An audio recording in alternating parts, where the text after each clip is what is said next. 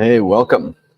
I'm semi on location today, as you may be able to tell by just looking at the background here is not what you've seen either in my home studio or recently as I've been broadcasting from the hotel room in Providence, Rhode Island, where I'm currently located. I decided today to bring it all downstairs to the breakfast room, the area just off the lobby in the hotel, and kind of go on location just for a little bit different environment. It's wild and crazy around here. I'll talk about that a little bit more in a few minutes, why it's so wild and crazy and how much fun it is to be here.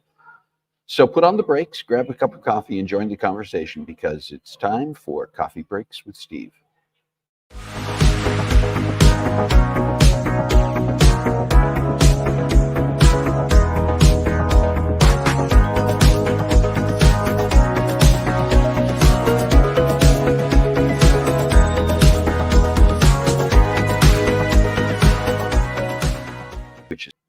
Born and raised on a ranch in California, Alison Tetrick is an NCAA tennis player turned biochemist turned Team USA professional cyclist, a storyteller and free-range entrepreneur.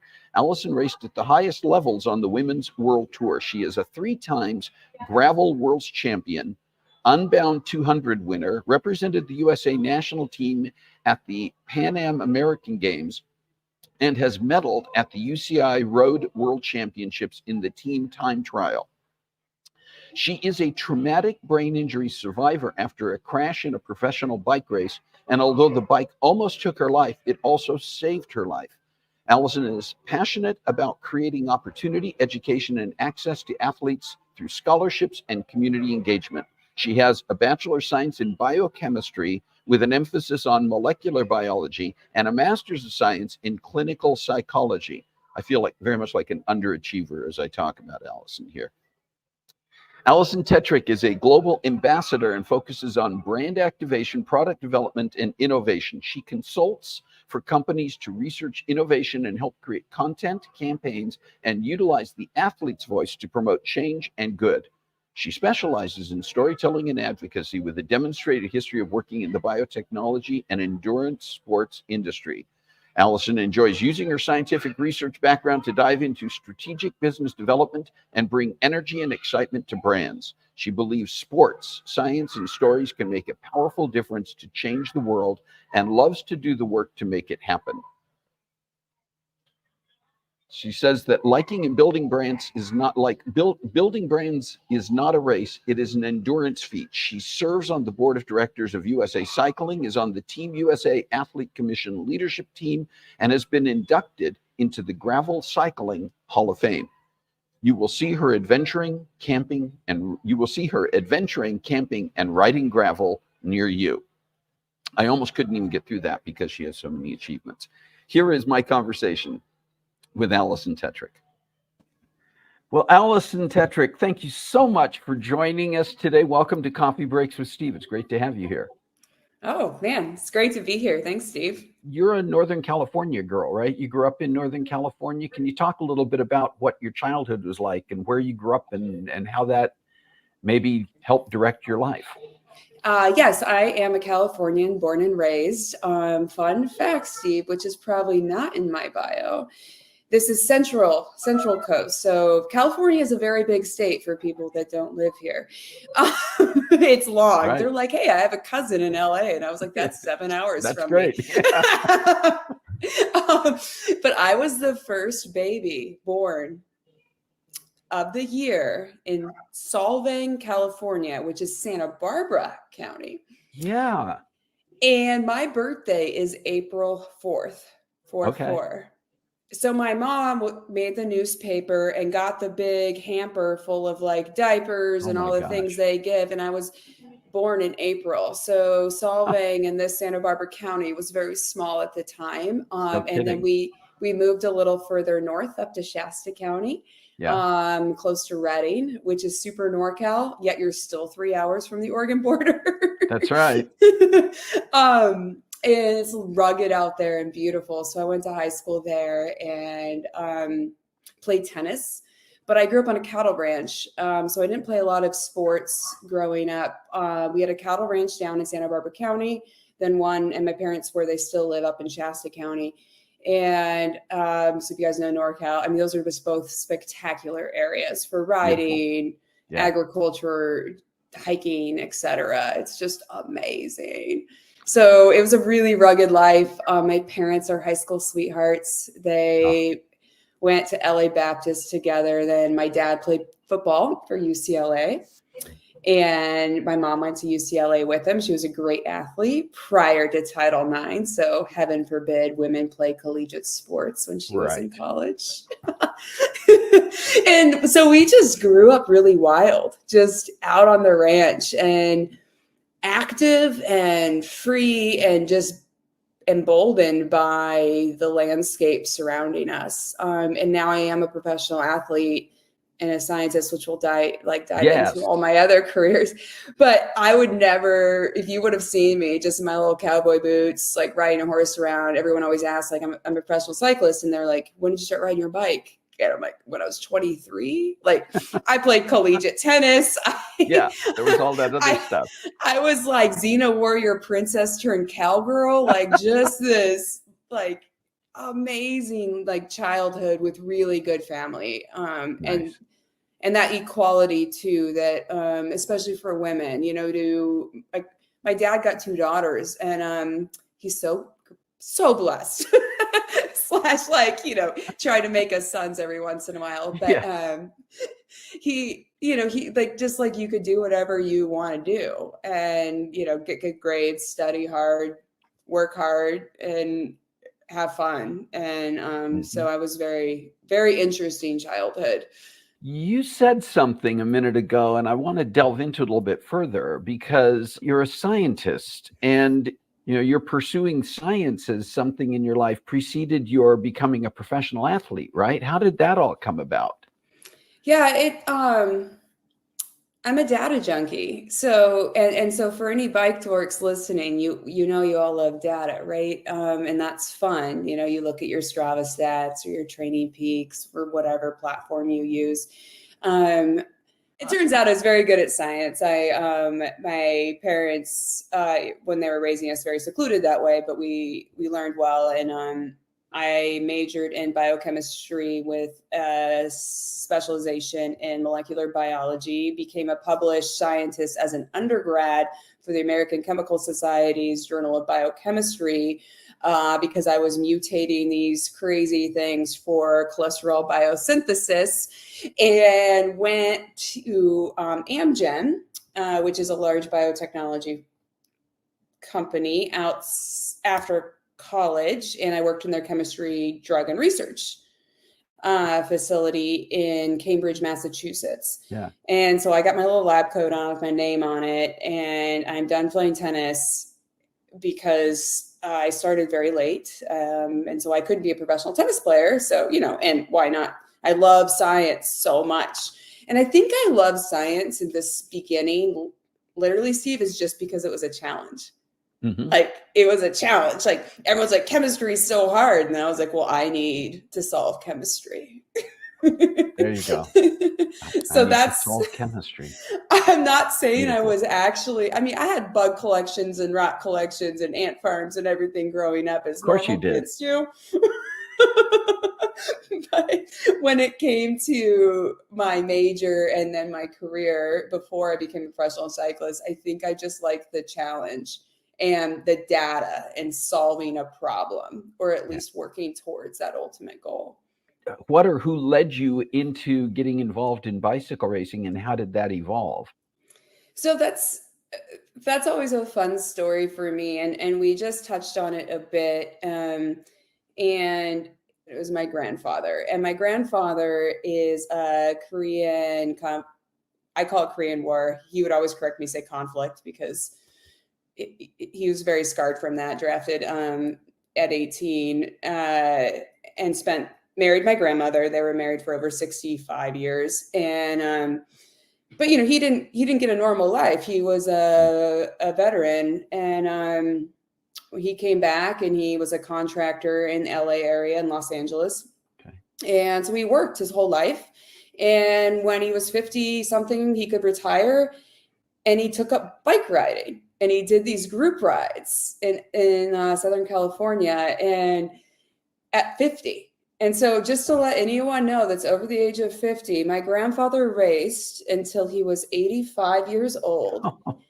He has since passed away, but he had 17 Masters USA Cycling National Championships. And cycling, he just loved the sport.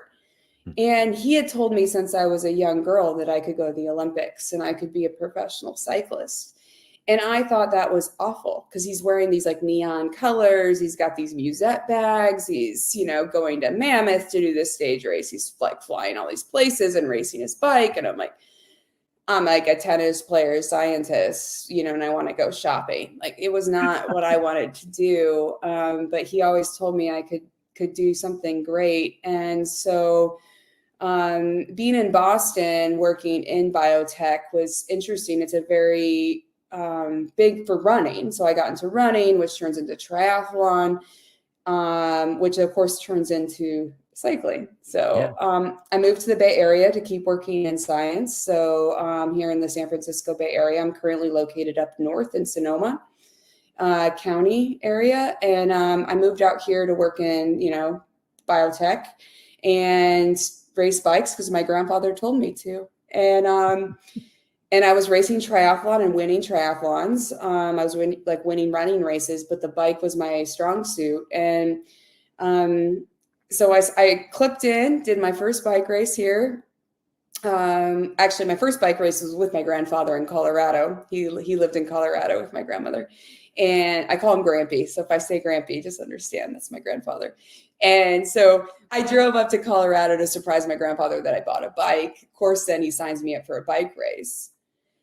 It's beautiful. It became something very special for us. He had a hard life. He loved hard, but he didn't express that love. I think his era was difficult. He had seen a lot of things. He had worked really hard, and he always remembered, like Steve, if he met you, he would remember everything about you, and he would shake your hand and probably break 3 fingers. Like the guy was just tough and tense and beautiful. Wow. So smart. And so cycling, when I started racing, I only raced a couple months and then I was a professional, and then I was racing on the national team. We can get into that. But I got to go to the Olympic Training Center for a talent ID camp, and which is in Colorado Springs, and my grandfather lived in Evergreen. So he drove down the hour and a half to come and see me at the Olympic Training Center. And I'd only been riding a bike for a few months at this level.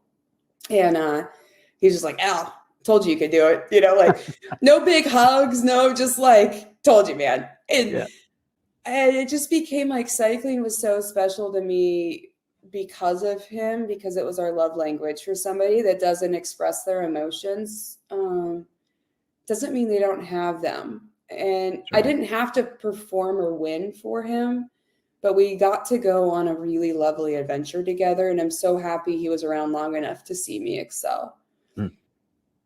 I love that story, Alison. I love that. Let's talk a bit about your success as a bicycle racer. I mean, how you transitioned very quickly from amateur to professional status. Talk about that. It was, it was definitely a turn it up to 11 moment. It was life altering in a lot of ways. I'm an achiever, right? Like you want to achieve and you're searching for the next thing, which is why we love this beautiful, painful sport. That can be so frustrating. And it did start so quickly, and looking back, maybe I don't have all those skills that people from Europe or something had that have been racing since they were 6, 8, whatever years old.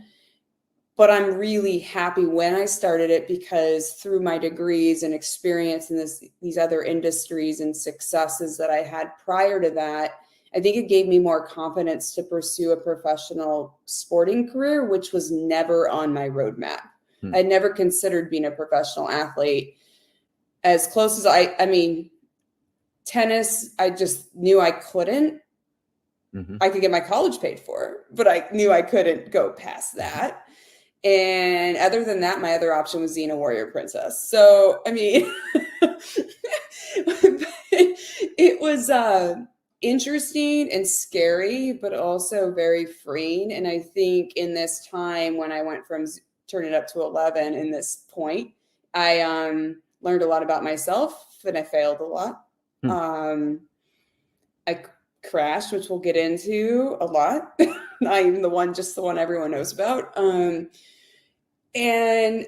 But looking back, it gave me confidence, and I hate this word because I think it's overused, but it empowered me to be the woman I am today.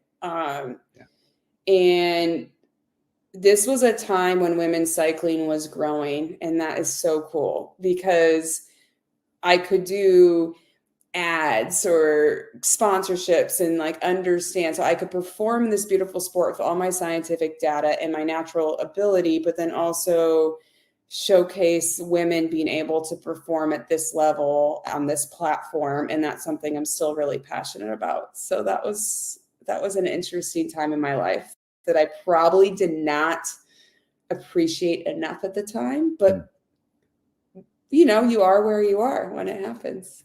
Talk about the crashes and how that impacted you and impacted your life. I was representing Team USA, which is it's an honor. And for any veterans and anyone listening understands, like when you can put stars and stripes like on your body and represent your country, which I have luckily for 15 years racing my sport. I am not in combat. However, I did just present to Congress, to the Department of Defense about the importance of women's in sports, but that's yes. But anyway, so I was just coming back from racing the Giro d'Italia, and we won, which is a big deal. We were the first Americans to ever win the Giro, and a national team, so not a trade team. And we came back, and we were racing in Oregon, and I was racing for my trade team in the US, and somebody hit me. I was going 45 miles an hour in Bend, Oregon, and went from 45 miles an hour to 0. And I didn't slide. And I'm just going into the science thing, but like heat dissipates, right? So when you slide, like you might lose all the skin on your rear end, but that's actually helping the impact. I just hit.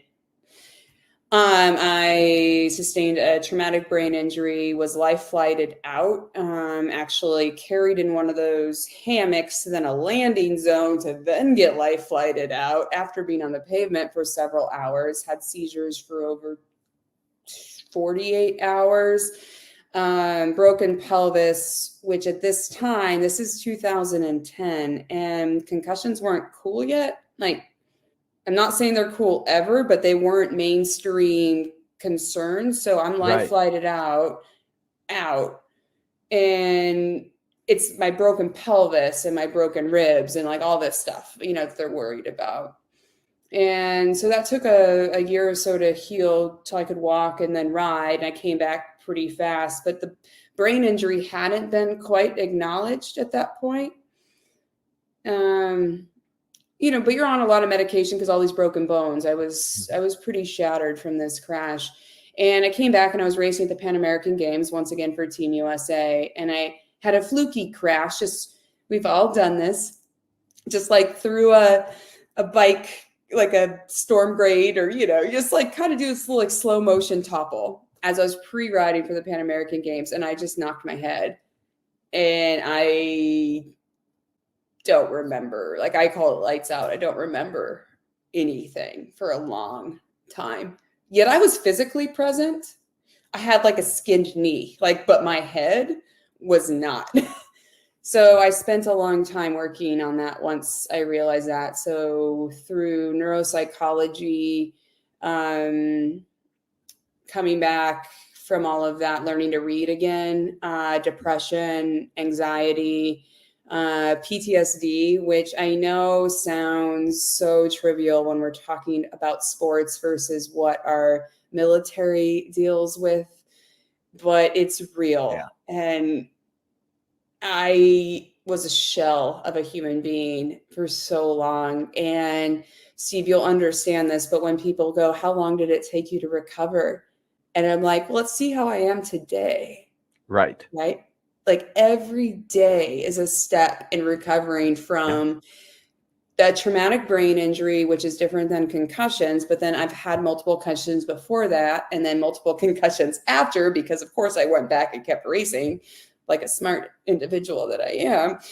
And so like I'm very sensitive to a lot of things. So it totally redefined who I am, but like, I didn't mean to get dark on you, but every day it redefines who I am. I don't think it was dark at all. I think it's important for people to understand that, because I think too many times these types of things, you put into perspective that sometimes we think of things that impact us, even the PTSD, as saying, well, it doesn't seem as big a deal as what someone else might go through, but we all go through things. One of the things I wanted to just throw out there and just have you respond to is kind of a follow-up is, why are you referred to as Queen of Gravel? Oh my gosh, I love gravel racing so much. I think I am very fortunate. I am in the Gravel Cycling Hall of Fame, and I think the OG Queen of Gravel. I just like to go with gravel royalty. At first I was a little uncomfortable with it, and then I was like, nah, I like it. I'm taking it. Go with it. It's like prom queen, gravel queen. Well, yeah, it's like we're all good. So I was still racing World Tour. So I raced World Tour for a long time, up until 2017. And I started racing gravel in 2017 at the same time. I was still racing UCI World Tour. And I told my team that I wanted to race this crazy thing called, well, at the time it was Dirty Kansas, but it's Unbound, which is this 206-mile race in Emporia, Kansas, which is like this iconic race that everyone was like talking about. And it's like the hardest race in the world. And I'm racing like Tour de France, Flanders, Flèche Wallonne. Like I'm racing all these things. But all I want to do is this gravel race in freaking Kansas. And so I do it. It was my first gravel race and I won. And it was the longest I've ever ridden in my bike in my entire life. But I was at this point in my career where I've been racing pro road for so long. I enjoyed it. But I mean, this is also going back to that mental health side of things, though. It's really important for all of us to realize when you can make your own pivot point and decide what you want to do and not have somebody else decide. And I was like, I think I'm done. So I had a beautiful year of saying goodbye to these events, and all I was looking forward to was this gravel race. I represented Team USA that year once again at the Pan Ams with Chloe and all these amazing athletes that I got to race with. But Dirty Kansas at that time, now Unbound, was my highlight of my year, and I won. And I woke up the next morning with like the biggest bike hangover. Like I was so tired and so euphoric. And I gotta and this will sound so dorky, but like you see those Ironmans that like people come and cheer on for the last finishers. Like that was what gravel was. And in road racing, it was so elite at the time. Like if you get dropped, that's really embarrassing. You just like want to call your mom and take a left turn, right? And gravel racing is just like celebrate the adventure. And as a professional, being on a pedestal for so long, like where you're like, go to your team bus and then you get a massage and you eat. And like, it sounds so hard, I know, but you don't actually interact with the people I like or want to interact with. Like I want to meet you, Steve, at a ride here in Petaluma. Like I want to meet my friends and my community. And so that's what gravel brought to me. And so then I spent several years just saying yes. And gravel was right on the cusp of making this big turnover. And I hit it on the right wave where it just was calling to my heart for adventure. So Queen of Gravel came from, I basically said yes to anybody that would fly me out to their gravel race. And I won 3 times gravel world championships, like Rift in Iceland, Unbound. I did everything I could. And I was obsessed with just how much fun I was having. And it brought back so much more connection to my community and so much just joy of riding my bike. And I do like to wear a lot of belt buckles and boots, as you know.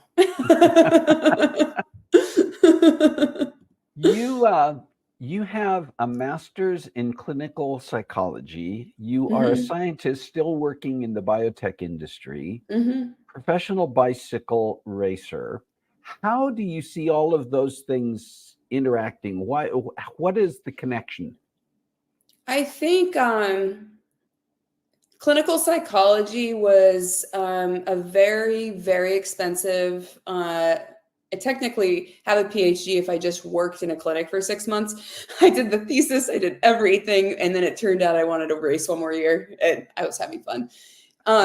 And that was interesting because I did a neuropsychology focused program, and so just go back to the head injury and the TBI, and I couldn't read, and I had always identified myself as an intelligent person. I was valedictorian in high school. I've never gotten a B in my entire life.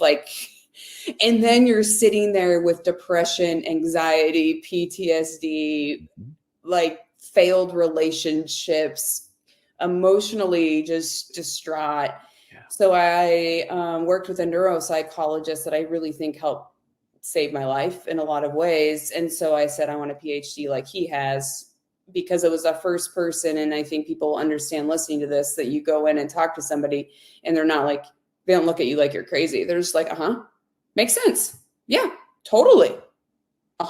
Instead of like, interesting, scratching down notes, they're just like, oh, this is something that happens with your brain chemistry.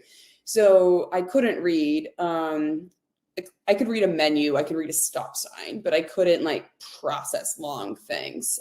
So I went to grad school because I wanted, so many people are reaching out to me on the internet about traumatic brain injuries, their husband had crashed, their wife, depression. And I was like, I'm not medically qualified, so I should just go to grad school, relearn to read, and then be medically qualified to respond to these Oh, people. So that's how that happened. So I worked full time while I was racing, and that's where the science actually still stayed through my career. So I was racing in Europe, taking conference calls at like 2 a.m. I went from the lab and switched to work more in like corporate affairs, advocacy, marketing, things that you could do a little more flexible hours and not have to be at the facility. So I was definitely doing remote work before COVID. This is starting in 2012, working and still in biotech and focusing on this. And so where it comes into my career, it was beautiful for me to be able to race as a professional athlete and live in Europe and race at this high level, but then also have a career that gave me so much more confidence that I was more than just an athlete. And my head injury really needed that to go back to that I am more than just a cyclist. I'm a granddaughter. I'm a scientist. I'm a cowgirl. Now I'm a wife, which is so beautiful. And like all these things, like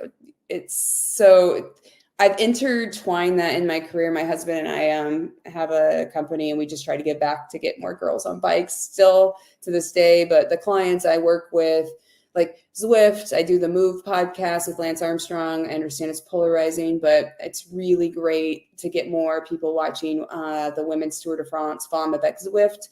I have amazing clients, mainly in like the endurance sports, biotech, science side. And I understand. So I think, wow, you had no idea I was going to talk this much. I know. no, Um, that was I, great. I have a unique perspective from being the athlete, the consumer, a title sponsor, an event owner, from like big, huge companies, and understanding too how sports marketing and science and all of this can really make a difference in the world, whether it's through advocacy, community cultivation, storytelling, or the people in the lab, like curing grievous illnesses. Like there's so much we can do.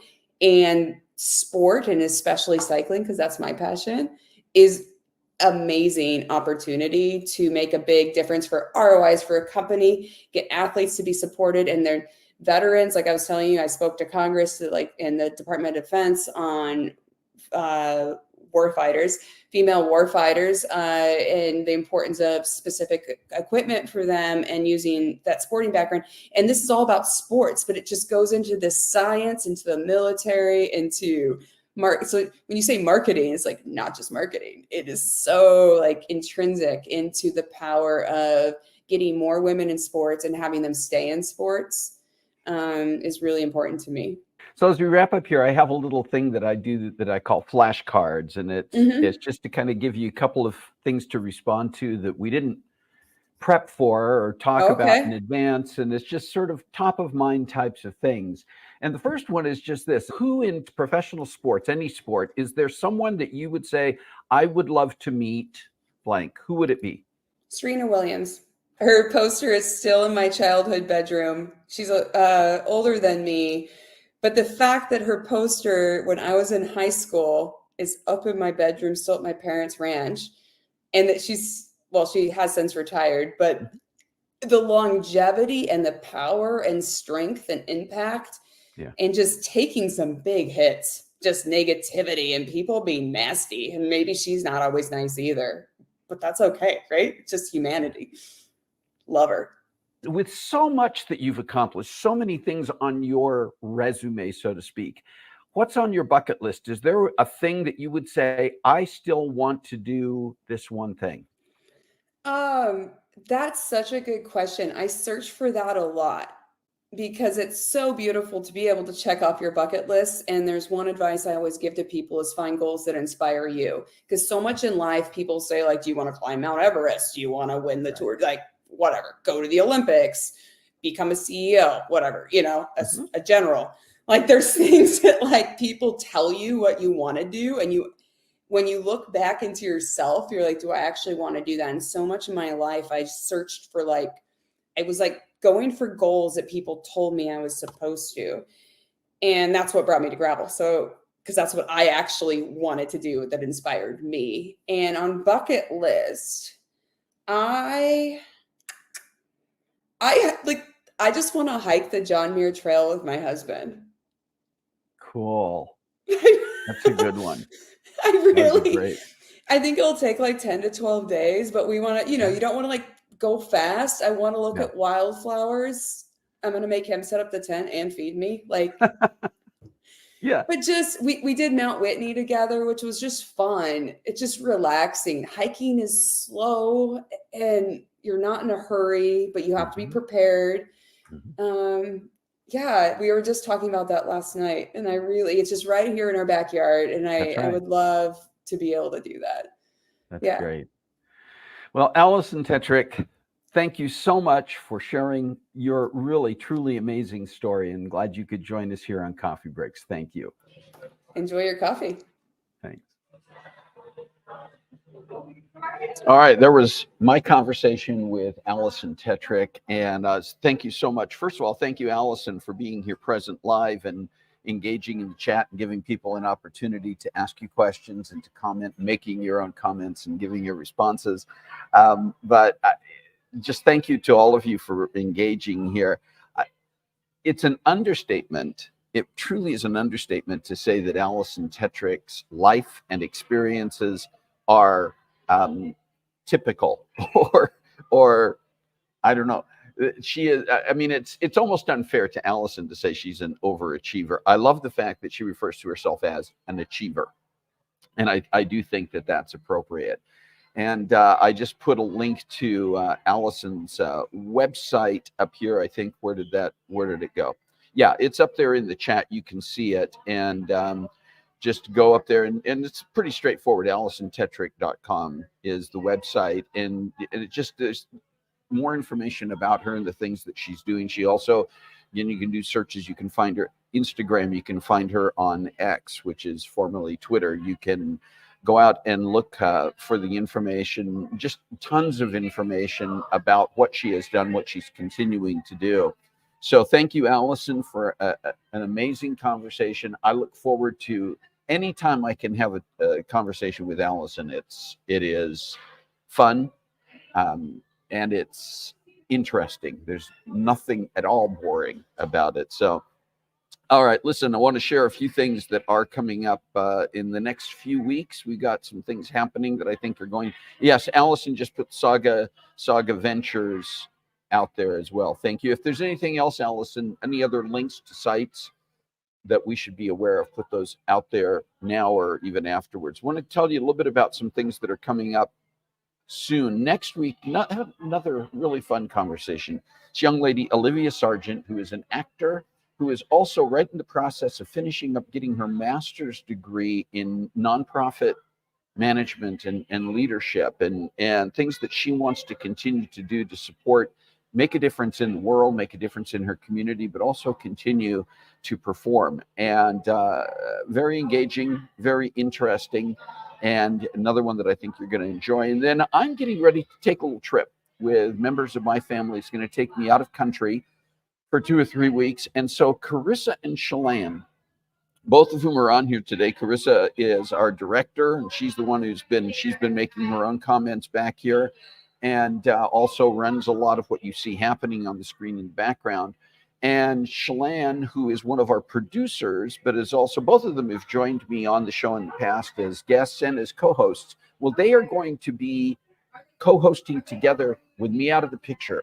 Basically, in their own words, they're going to be hijacking Coffee Breaks with Steve for 3 consecutive Saturdays. They're going to have their own topics. They're going to have their own guests. They're going to have their own thing going. They're still going to follow a lot of the typical elements of the show, I think. I have no idea.